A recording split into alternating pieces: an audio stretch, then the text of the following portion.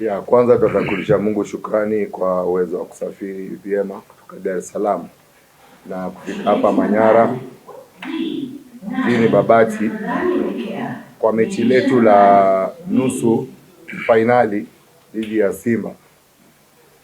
Of course kwa sasa hivi tukiangalia mechi ambayo tumetoka ni ligi ambayo malengo yetu kama club tumeafikia pale, ila sasa hivi tunakuja katika CRDB Cup ambao lengo letu ni kutoa ubingwa wa kombe hili.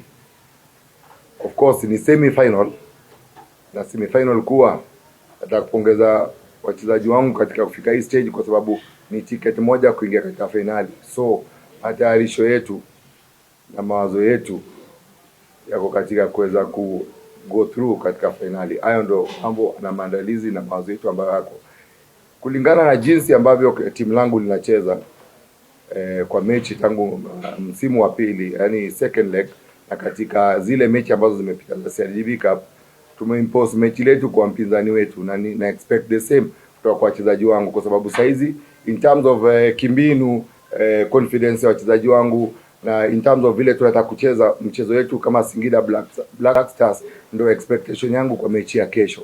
So hayo ndio ile attributes ambayo nakuja nayo kama kocha katika mechi ya kesho. Mchezaji mkubwa achagui uwanja.